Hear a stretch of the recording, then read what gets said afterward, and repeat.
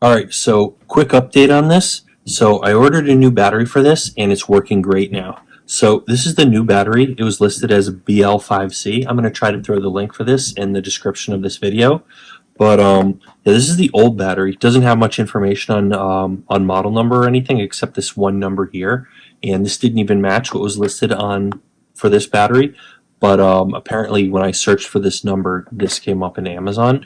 And this one is the same type of battery. So this is a type of battery that's common in a lot of Nokia phones, and across like a huge number of Nokia phone models. Apparently, it's the same battery for this controller or for this mini keyboard. So, if you saw my other video, I did like a quick demo of this, and I had to have the power plugged in because the battery wasn't working. And how I'm fumbling around with this thing on the back now. All right, there we go. All right, so yeah, this works great. Trackpad. Um, you can type. I basically covered all that stuff in my last video. If you want to go back and check that one. But yes, this is just a quick update video just to share with you that the new battery is working, and this cover on the back is actually pretty easy to slide on. I was just kind of fumbling around with it there, but anyways, yeah, so working great. I have a ton of stuff open on my screen that I don't want to sort out. You know, let me see. Oh, you know what?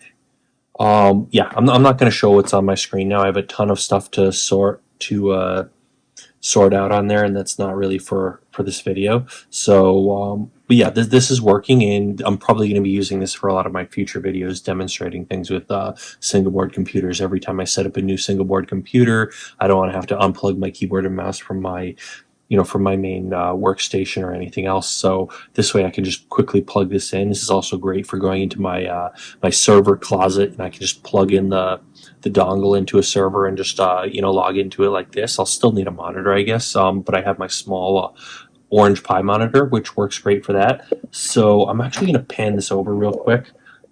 So over here near my desk on this thing, you'll have to ignore all the hot glue on the working surface here, but this is another thing I was working on. I'm going to put this in my next video.